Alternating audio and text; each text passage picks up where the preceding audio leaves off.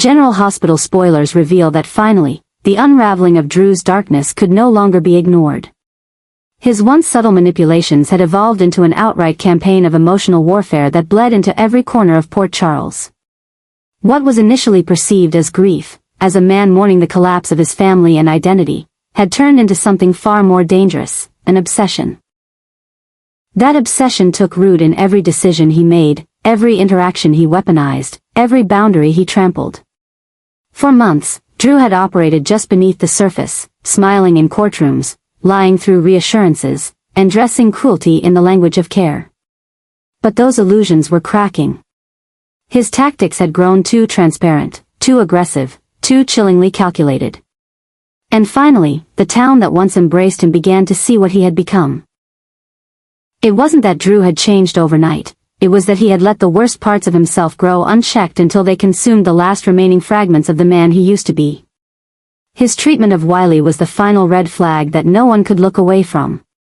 Speaking cruelly within earshot of a child, insinuating abandonment and replacement, wasn't just a misstep, it was the exposure of something broken deep inside of him. It became the moment when bystanders stopped making excuses, when whispers turned into open outrage, when even those who had long defended Drew now looked at him with wary eyes and hushed concern. What had once been seen as a flawed man trying to rebuild became the unmistakable image of someone unraveling with disturbing intent. The obsession had taken hold, and with it, the town began to fracture around him. His presence no longer inspired sympathy but fear. What else was he capable of, and how far was he willing to go? And yet, Drew didn't slow down. He doubled down. The more he lost control, the more desperately he tried to seize it. He intruded into conversations not meant for him, twisted family dynamics into battles of allegiance, and used his past traumas as tools of manipulation rather than sources of growth. Those who tried to reason with him were met with veiled threats and passive-aggressive condescension. He was no longer interested in healing, he was interested in winning, even if that meant destroying the very people he once claimed to love. Michael became his primary target. What had once been a close bond between uncle and nephew transformed into a brutal power struggle, with Drew growing increasingly erratic in his efforts to paint Michael as unfit, unstable, and distracted. He used every misstep, every vulnerability, and every private pain Michael had endured as fuel for his attacks. But Drew wasn't just trying to undermine Michael, he was trying to replace him. He wanted control of Wiley, of Amelia, of Daisy, and by extension, control over the future of the Quartermaine legacy. It wasn't about fatherhood or care, it was about conquest. And the more he pushed, the more obvious it became to everyone that this wasn't a man trying to help his family. This was a man who needed control like oxygen. What followed was one of the most psychologically harrowing transformations Port Charles had ever witnessed. Drew, who once stood for honor and redemption, now represented something corrupted, something haunted. He moved through the town like a ghost, unwelcome, dangerous, yet still clinging to the illusion of importance. And while his descent was painful to watch, what made it worse was that he still believed he was right. He still believed he was the victim, that everyone else had betrayed him, that his actions were justified because he had suffered.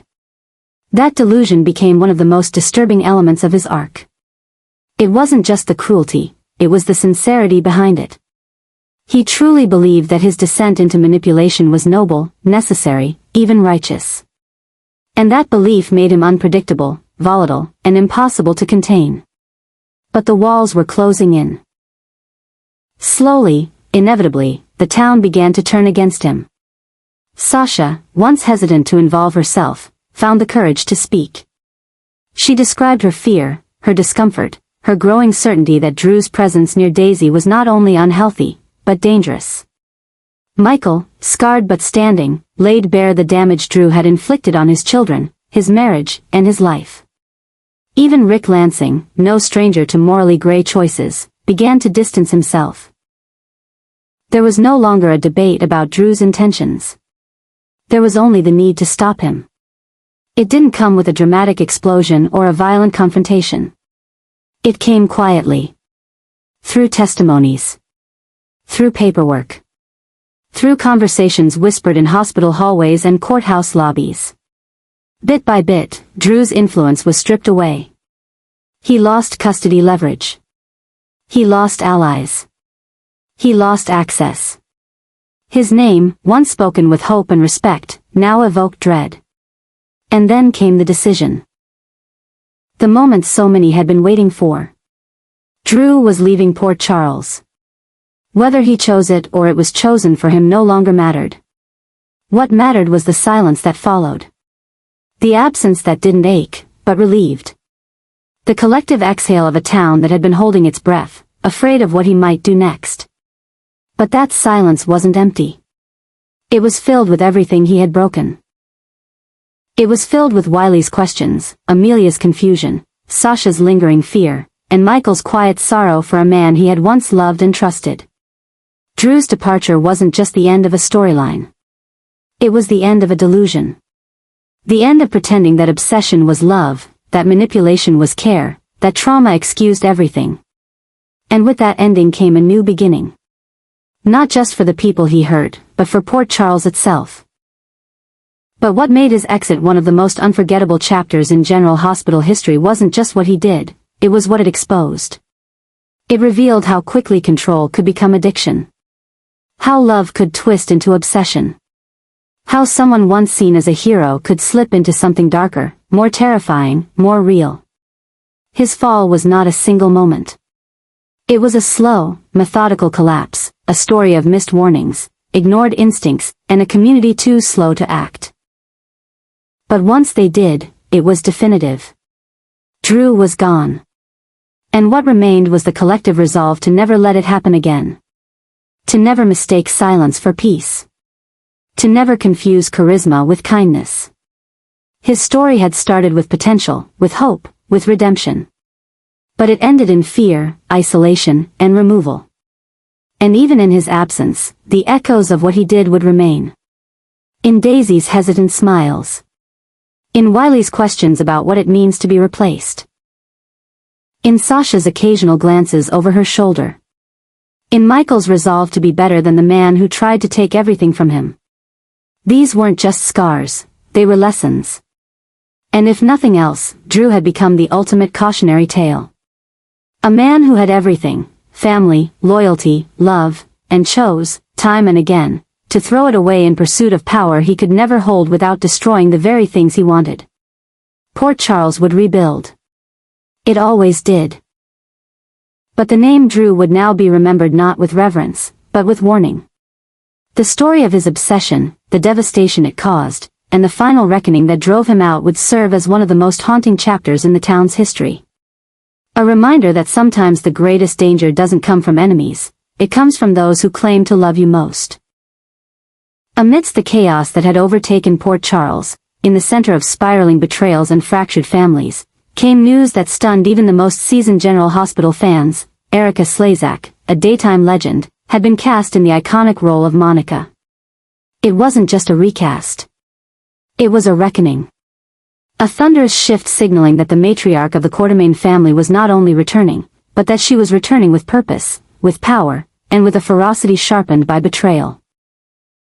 Monica wasn't coming back to passively observe the disintegration of her family.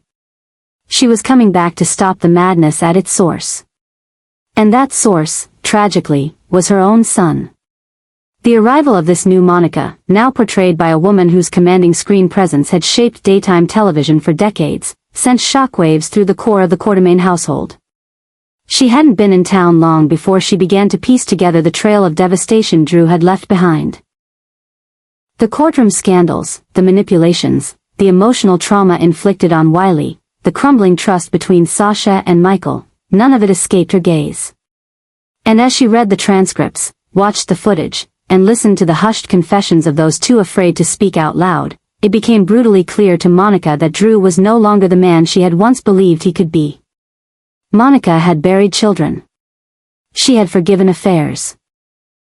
She had seen the rise and fall of almost every member of her family. But nothing had prepared her for the weight of what Drew had become, a man so consumed by obsession, so lost in his hunger for control, that he had begun to weaponize love itself. The Drew she once embraced as her son was gone, replaced by someone who didn't just lie, but believed his lies. Someone who didn't just manipulate, but justified cruelty in the name of family. And Monica, with the legacy of the Quartermaines pressing against her chest like a final duty, knew what had to be done. The chaos had to end. Erica Slezak's Monica wasn't the version who offered gentle forgiveness or quiet warnings. She was steel wrapped in velvet, compassion sharpened by experience, and what she saw when she looked into Drew's eyes wasn't confusion or pain, it was madness. And Monica had come home to extinguish it. With one blistering confrontation, she shattered the illusions he had built around himself. She forced him to face the devastation he had caused, not just to Wiley, not just to Michael, but to the entire family whose name he had used as a shield. She brought receipts, testimony, confessions. And she didn't raise her voice, she didn't need to. Her silence cut deeper than any accusation, her disappointment heavier than any courtroom verdict. This wasn't just a mother disciplining her child. This was a matriarch reclaiming the soul of her family from the abyss. Drew's descent had always carried a scent of tragedy, but with Monica's return, it became something else entirely, judgment. Final, unwavering, and devastating. His pleas, his self-justification, his accusations, they all crumbled under her gaze. She wasn't swayed by tears. She wasn't distracted by emotion. She had one goal, to restore sanity to a legacy that was being poisoned by one man's madness. And in doing so, she forced everyone around her to confront their own silence. Because Monica's return didn't just expose Drew. It exposed the town that had allowed him to go this far. And that, perhaps, was the most shocking shift of all. Because suddenly, people began to move. Sasha, who had once whispered her fears in closed rooms, now spoke publicly. Michael, who had tried to protect his children quietly, now stood at Monica's side. Even Willow, bruised and bitter, stepped forward to say, enough.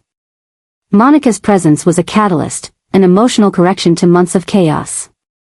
And it signaled that the era of excuses was over. One of the most disturbing transformations Port Charles had ever seen, Drew's spiral from protector to manipulator, was being halted not by law, but by love. Not by force, but by truth. Monica's truth.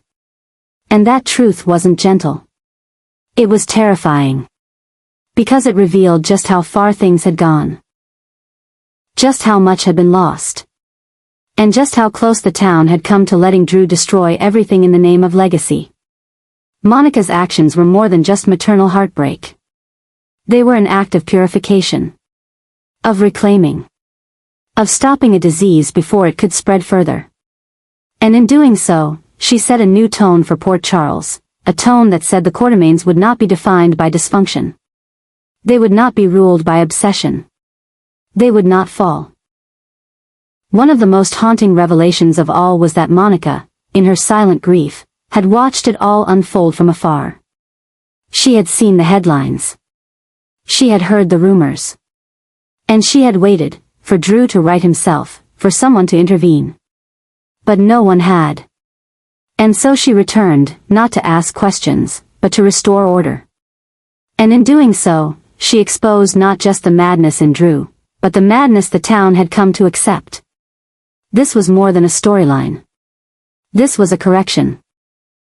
Drew's fate, once uncertain, was now sealed by the very person who had once called him son. And his removal from Port Charles wasn't just a departure, it was a reckoning. Because now, with Monica's voice echoing through every corridor of the Quartermaine estate, the entire town understood what they had allowed to grow unchecked. And with her arrival came one of the most emotionally devastating adjustments the show had seen in years. Everything had gone too far. Drew had gone too far. And Monica, through the lens of Erica Slezak's formidable performance, had become the immovable force that finally said no more. One of the greatest shocks wasn't just Drew's exile, it was the realization that someone had to come back from the dead, metaphorically, to end the madness. And now that she had, nothing in Port Charles would ever be the same again. The death of Drew didn't bring peace to Port Charles. It unleashed a new wave of chaos that swept through the town with suffocating intensity. What should have been the closing chapter to a man whose descent into obsession and cruelty left scars on everyone around him instead opened a deeper wound, one that exposed the raw, unstable fault lines beneath every relationship, every truth, every secret that had been buried under layers of denial. This wasn't just grief. This was madness. A collective unraveling that infected those left behind, warping logic and blurring the lines between justice and guilt, between freedom and fallout. In his final days, Drew had become a symbol of darkness. But in death, he became something worse, an open wound that refused to heal. The town had barely begun to process the relief of his departure when the news of his sudden and violent death struck like lightning. There were no calm reflections, no quiet eulogies, just chaos. Shockwaves rippled outward, and with them came a fresh surge of paranoia, confusion, and fear. People began questioning everything: who had the motive, who had the means, who had the most to gain. And at the center of this firestorm stood Willow and Nina, suddenly thrust into a psychological pressure cooker that neither of them had the tools to escape. For Willow, Drew's death forced her into an unbearable corner. On the surface, she should have felt closure. He had betrayed her, manipulated her, and exploited her children in ways that would scar her for life. But his death did not feel like freedom. It felt like surveillance. Everywhere she turned, someone was watching, speculating, judging. Did she know something? Had she pushed him too far? Was she now the grieving widow or the woman who had reasons to celebrate his demise? The town didn't say it aloud, but it whispered it in 1,000 glances, in every change of tone, in the sudden distance from friends who no longer knew what to believe. And those whispers began to erode Willow's fragile hold on her own sanity. She had tried so hard to be strong, for Wiley, for Amelia, for herself, but now the pressure was unbearable. Her grief wasn't allowed to be clean or simple. It was contaminated by fear, by suspicion, by the weight of secrets she had once tried to bury. She knew what Drew had done. She knew what he had become. And she knew, more than anyone, how easily that darkness could be misinterpreted by the world as misunderstood brilliance. But the truth was far more complicated. Drew had broken her. Not just emotionally, but strategically. He had used love as a weapon, and now his absence was a minefield of unspoken truths she couldn't detangle. She couldn't cry without being seen as guilty. She couldn't stay silent without being accused of apathy. She couldn't breathe without wondering if someone was waiting for her to break. And then there was Nina. Drew's death didn't just shock her, it shattered her. She had fought for months to navigate her fractured relationships, desperate to rebuild something with Willow, to find some foothold of redemption after her own long history of lies. But with Drew gone, that fragile progress began to erode. Suddenly, Nina was back in the line of fire. Her connection to Drew, once tenuous and shaded in ambiguity, now looked suspicious. Too close. Too curious. Had she known things about his mental state? Had she encouraged his spiral? Had she, God forbid, played a part in the silence that surrounded his end? The questions were unrelenting. And so was the guilt. Because Nina, despite her flaws, had seen Drew's deterioration up close. She had seen the manipulation, the rage barely hidden behind the polished exterior. And she had done what so many others had done, nothing. She had looked away. She had justified. She had hoped someone else would intervene. Now that silence haunted her. Now she was the one being watched. Just like Willow, she was being dissected, analyzed, blamed. And it was too much. The fragile truce between the two women was dissolving under the weight of Drew's ghost. They found themselves locked in a new kind of battle, not with each other, but with the suffocating atmosphere around them. The whispers. The media frenzy. The legal vultures picking apart Drew's estate, trying to expose beneficiaries, secrets, last-minute changes to custody arrangements. There were rumors of letters Drew had written, hidden files, confessions, each one more damning than the last. Some said he had left behind a final plan to destroy those who had abandoned him.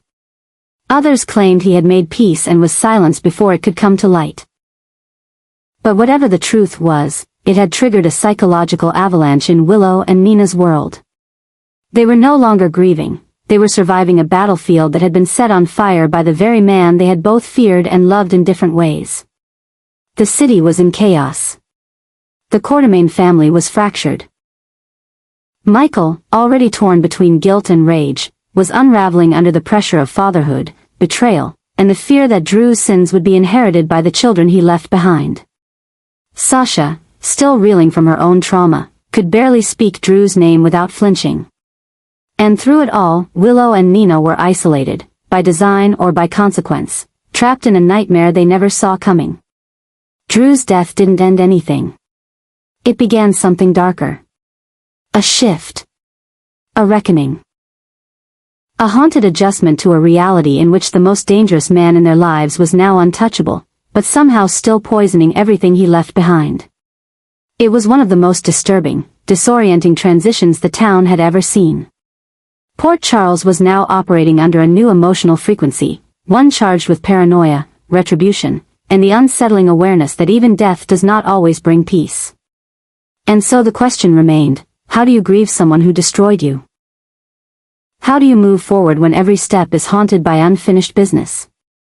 How do you survive when the silence he left behind is louder than his presence ever was? Willow and Nina may have thought the worst was behind them. But they were wrong. Drew's death was only the beginning of a deeper unraveling.